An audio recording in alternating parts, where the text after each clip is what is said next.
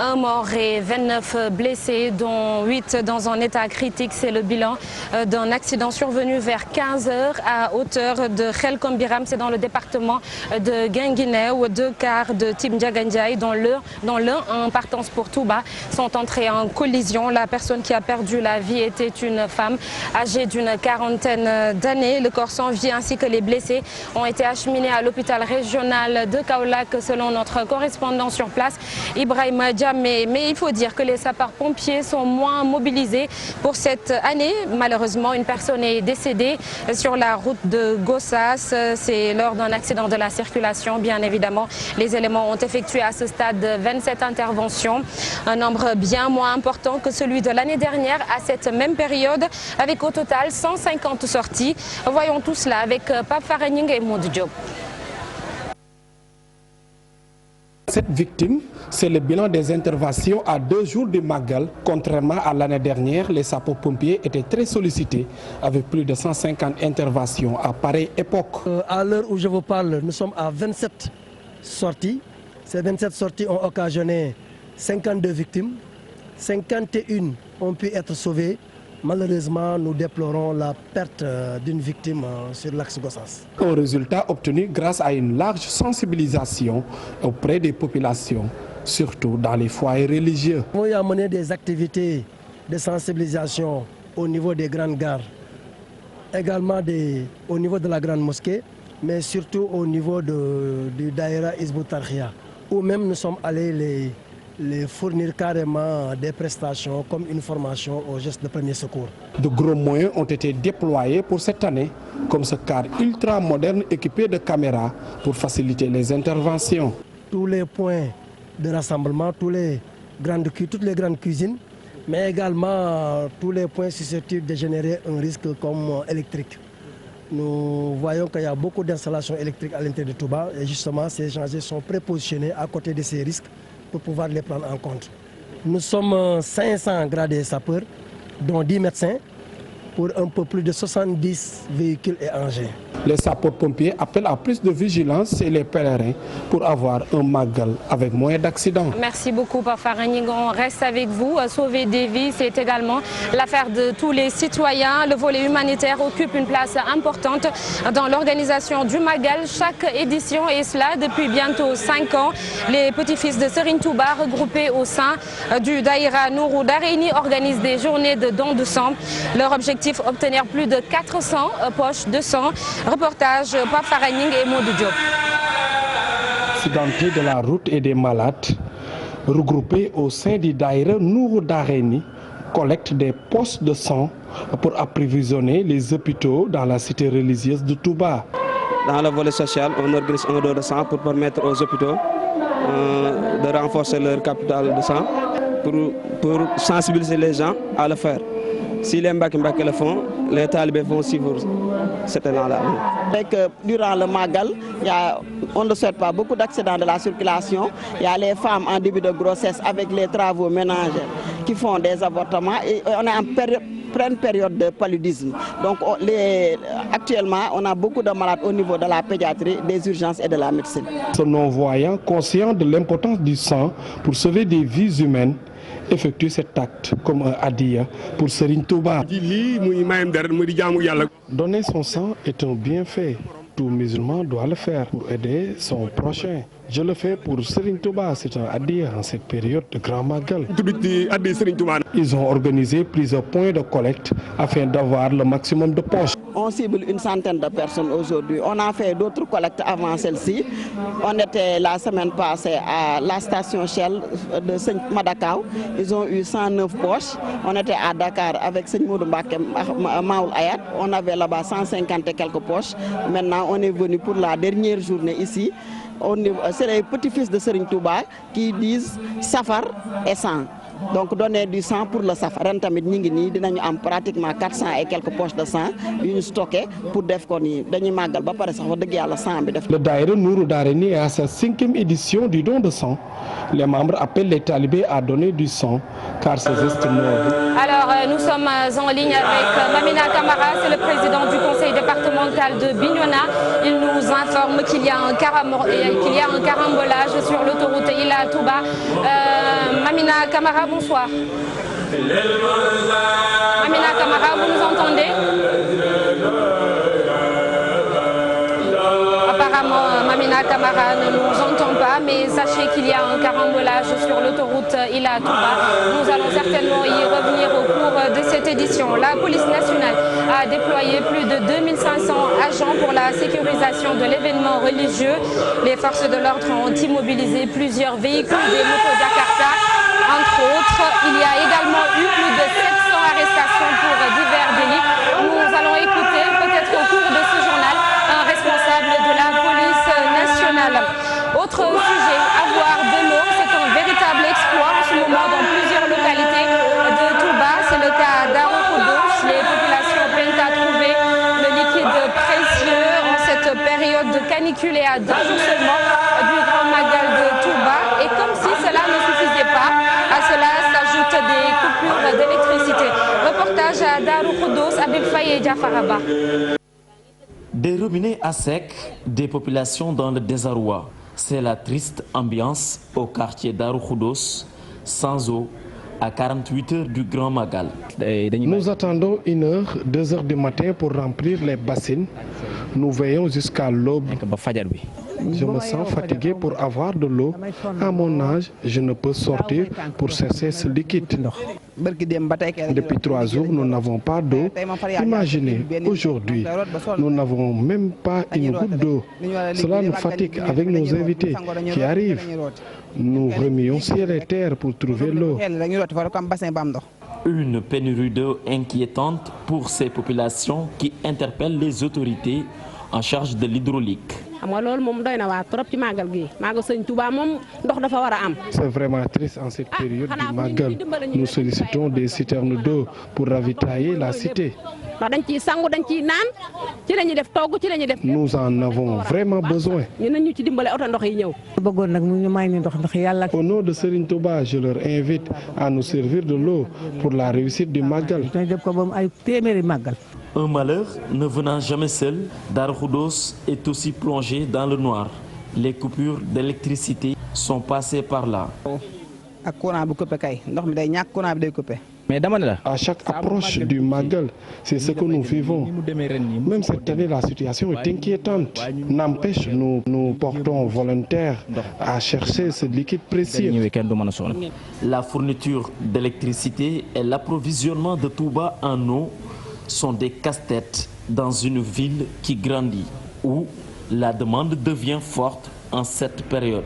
L'Office des forages ruraux chargé de la distribution de l'eau dans la cité religieuse a pourtant promis une bonne fourniture avec les 29 forages et plus de 130 camions citernes.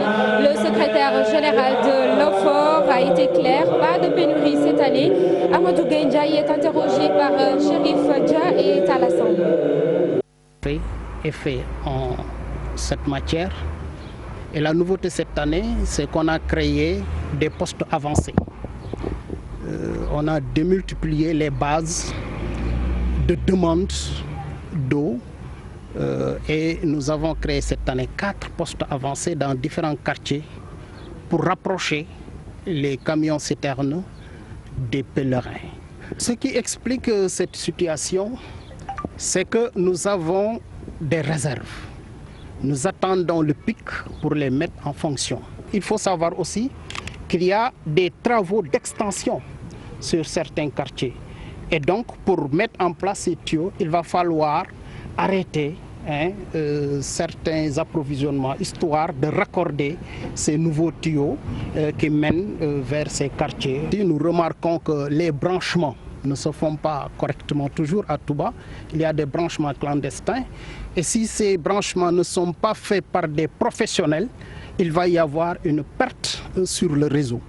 Et il y a aussi la gestion de la tuyauterie, parce que ça peut être attaqué, soit par des constructions, soit par des travaux, et tout ça, ça peut faire une évasion d'eau souterraine.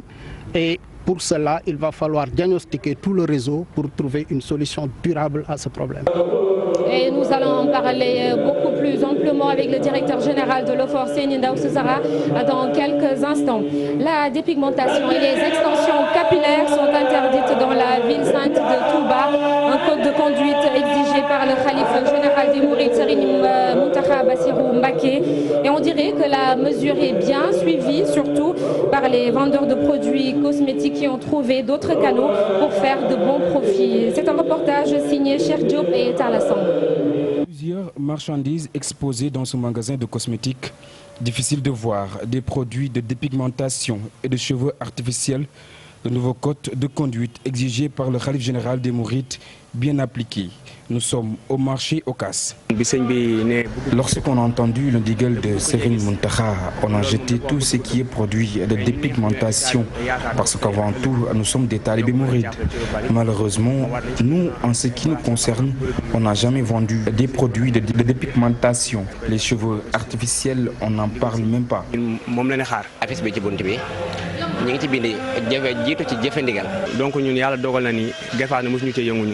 Les femmes aussi sont bien dans le ndigal du khalife.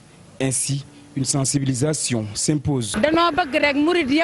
Je fais appel à tous les talibés de se conformer au code de conduite établi dans la ville de Serigne Touba, ceux qui sont de même que ceux qui sont en dehors de Touba. Malgré l'interdiction de ces produits, les commerçants se frottent les mains en cette période du Grand Magal.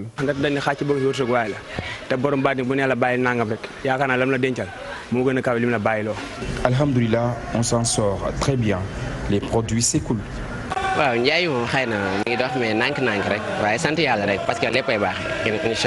Le code de conduite dans la cité religieuse de Touba est appliqué sans concession.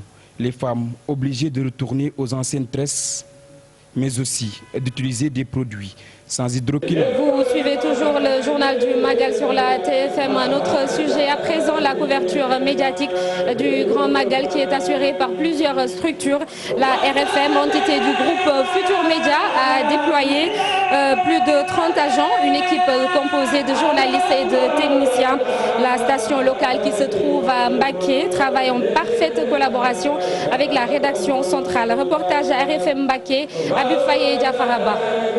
La RFM au cœur du Grand Magal de Touba, la radio leader a déployé une équipe de 30 agents pour la couverture médiatique de cet événement religieux pour mieux informer ses auditeurs. La RFM qui a mobilisé une équipe d'une trentaine de personnes depuis plusieurs jours. Avant que l'équipe de Dakar ne vienne, déjà au niveau local, nous avons chamboulé nos programmes au niveau de la station locale depuis le premier safar. Et nous avons fait focus avec des reportages, des émissions spécialisées sur le Magal. Dakar et Mbacké sont en contact permanent durant toute la durée du Magal, puisque les techniciens qui sont au niveau local sont tout le temps obligés d'entrer en contact avec Dakar pour éviter tout impair lié à la diffusion des éléments que nous collectons au niveau local. Actualité oblige. La rédaction centrale travaille en étroite collaboration avec la station de Mbacké. On vit dans un environnement où il est difficile de se déplacer et on est aussi pris par le temps parce qu'on doit se réveiller, faire une réunion de rédaction avec les embouteillages qu'il y a entre Touba et Mbacké, aller sur le terrain, faire la collecte et revenir. Mais on s'adapte. C'est dans un espace réduit avec les moyens humains dont j'ai parlé tout à l'heure, une trentaine de personnes logées au niveau de la station régionale de RFM, ce qui fait que peut-être on n'a pas beaucoup de soucis, mais on fait avec quand même les moyens du bord que la direction du groupe Futur Média a bien voulu mettre en place. La pénurie d'eau qui touche plusieurs quartiers de la ville sainte reste l'un des sujets les plus traités. Le manque surtout d'eau, je dirais, constitue quand même un sujet sur lequel nous revenons régulièrement depuis le début du Magal, puisque certains quartiers sont sans eau depuis plusieurs semaines et ça crée un inconfort qu'il nous relaie tout le temps. Et nous, au niveau local également, on essaie de voir avec les autorités pour essayer de relayer les assurances des autorités. Des techniciens et journalistes prêts à donner le meilleur d'eux-mêmes pour conserver leur statut de leader. RFM Mbacké, depuis son inauguration en 2010, reste la radio. Nous vous l'annoncions tantôt, nous recevons sur ce plateau le directeur général de l'OFOR, l'Office des forages ruraux. Il s'agit de Seyni Ndao. Bonsoir, monsieur Ndao. Monsieur Ndao, bonsoir. Voilà, alors monsieur Ndao, sans plus tarder, on parle de 29 forages à Touba et actuellement on parle de graves dysfonctionnements dans la fourniture de l'eau. Comment est-ce possible? Les populations ont tout simplement envie de savoir.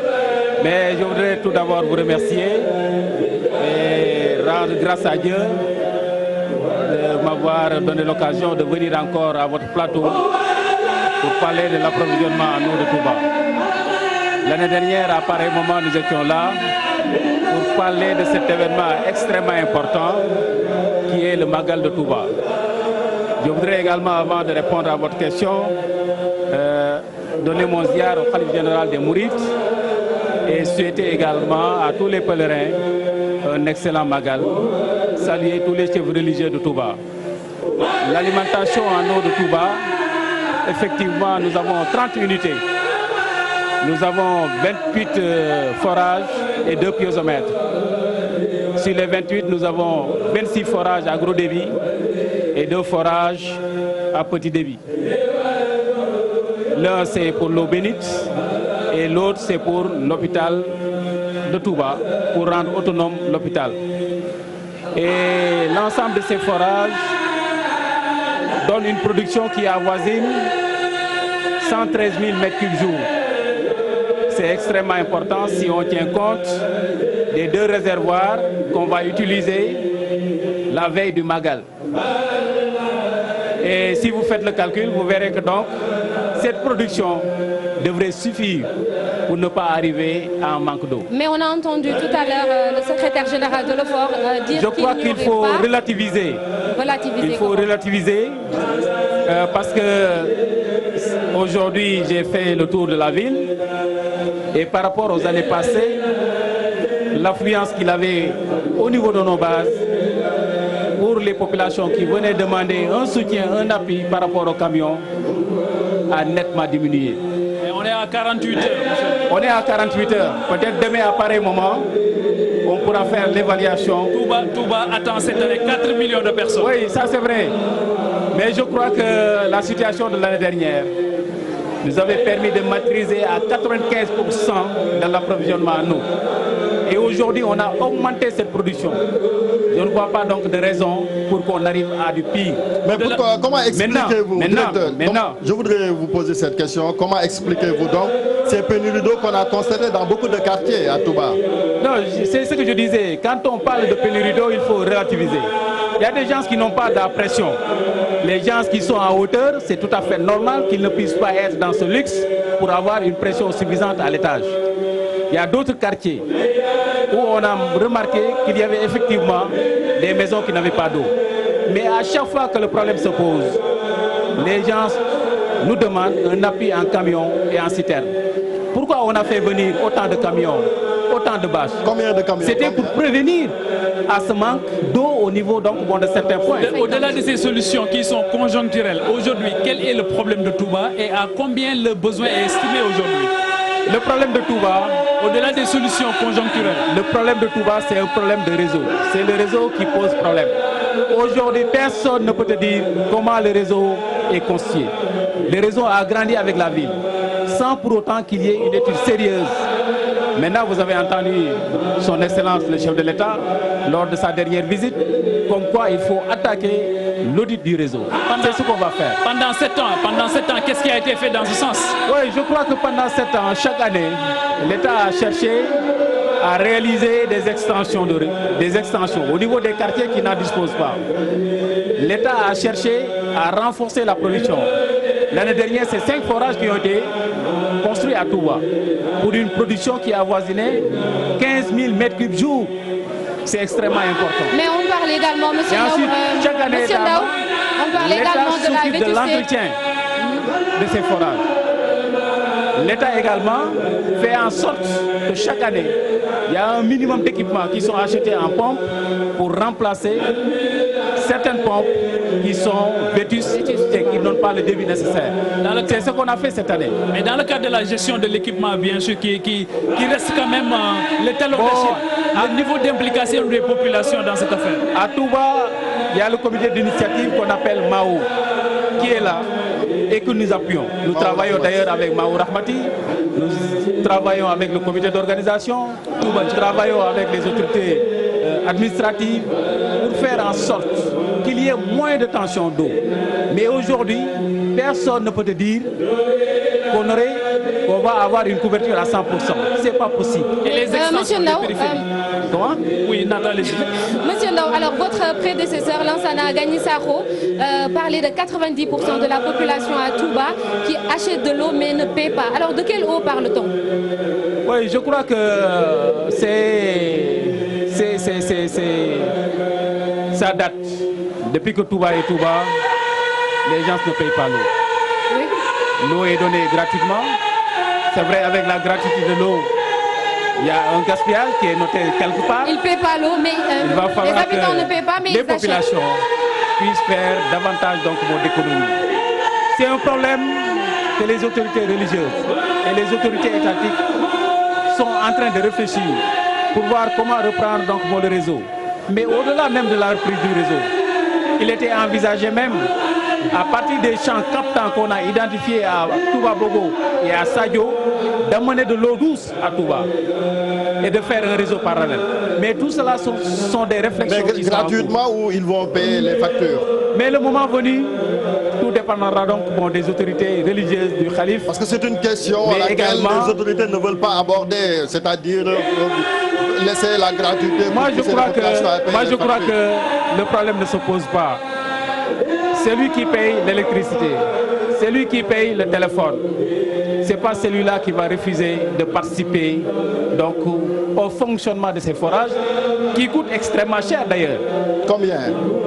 Parce que l'État, en dehors de l'appui qu'il fait au niveau du Magal, en termes d'extension de réseau, en termes de maillage, en termes de fourniture de produits pour la coloration, en termes d'achat de pompes, mais c'est l'État qui paye la facture d'électricité. Combien? De ces 28 unités. Combien? On peut estimer à 1,2 milliard l'année. C'est extrêmement important. Et si vous faites le cumul de ce qu'on paye en matière d'électricité, de ce qu'on fait pendant le Magal, et en dehors du Magal, ça avoisine presque 2 milliards de francs CFA dans l'année. Est-ce qu'aujourd'hui l'OFOR a un programme spécifique pour Touba? Bon, l'OFOR, vous le dites, l'OFOR c'est l'Office des forages ruraux. Est-ce que vous avez un programme? Mais avant c'est l'ex-direction, l'ADEM, la direction de l'exploitation de la maintenance, qui gérait Touba. Et comme on a hérité le patrimoine de l'ADEM, nécessairement la gestion revenait à l'OFOR. Tant bien que mal, depuis que l'OFOR est né, en 2014, nous cherchons quand même à améliorer d'année en année la gestion de l'eau de Touba. Mais si on ne paie pas, M. Ndao, est-ce qu'on peut exiger la qualité? Et la qualité, c'est une distribution correcte quand même. Bon, je crois que la qualité, quand on parle en matière d'approvisionnement en eau, il y a d'abord la quantité qu'il faut donner, mais également il y a la qualité. Et pendant le Magal, nous faisons tout pour que l'eau soit une eau de qualité. Raison pour laquelle nous faisons appel d'ailleurs à certains collaborateurs tels que la SDE. Nous payons des produits de l'hypochlorite et on les fait venir. Pour faire la coloration. Quelle est la nature justement de la contribution? Et en dehors également de ce traitement d'eau, la SDE également intervient pour nous appuyer sur la détection des fuites. Maintenant, pour les camions, combien de camions vous avez déployés sur le terrain quand même pour soulager les populations? On avait pris un engagement de 100 camions devant le comité d'organisation et les autorités administratives. Aujourd'hui, nous sommes à 127 camions. Et demain, peut-être, nous serons à 135 camions. Plus maintenant les bâches également, qui ont une capacité égale à la capacité d'un camion citerne. Mais l'hygiène fait défaut parce que nous avons interrogé des populations. Ce qu'elles vous reprochent peut-être, c'est l'hygiène, c'est-à-dire l'eau contenue dans ces camions. Est-ce que vous tenez compte de la qualité et de l'hygiène de l'eau transportée? Non, on en tient compte. Nous avons des camions qui nous appartiennent et qui 365 sur 365 jours sillonnent donc tout le Sénégal pour venir en appui. Ces camions n'ont aucun problème. Maintenant, pendant le Magal, nous faisons une location de camions. Mais si on fait une location de camions également, il y a un comité de réception de ces camions, dirigé par le sous-préfet de Ndam. Et il y a le service d'hygiène également qui est membre de ce comité, plus le comité d'organisation.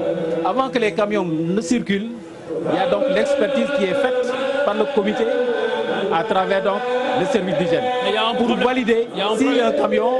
Mais il y a un problème de répartition aussi qui est pointé du doigt. Ouais. Par rapport aux Touba a connu une extension assez forte. Est-ce qu'aujourd'hui la périphérie elle est tenue en compte dans cette répartition? Oui, c'est comme toutes les villes du Sénégal, il y a toujours une extension. L'extension est beaucoup plus marquée donc, à Touba. Vous connaissez donc les raisons.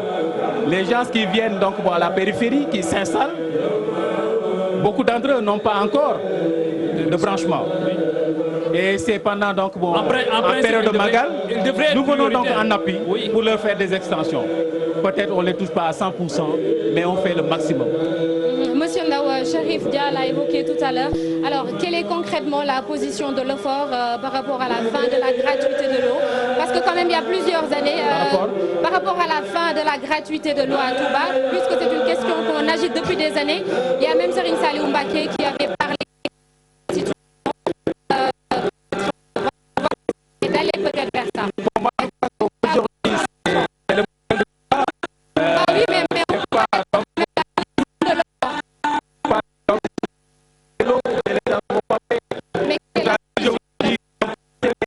L'électricité, celui qui paie le téléphone, c'est pas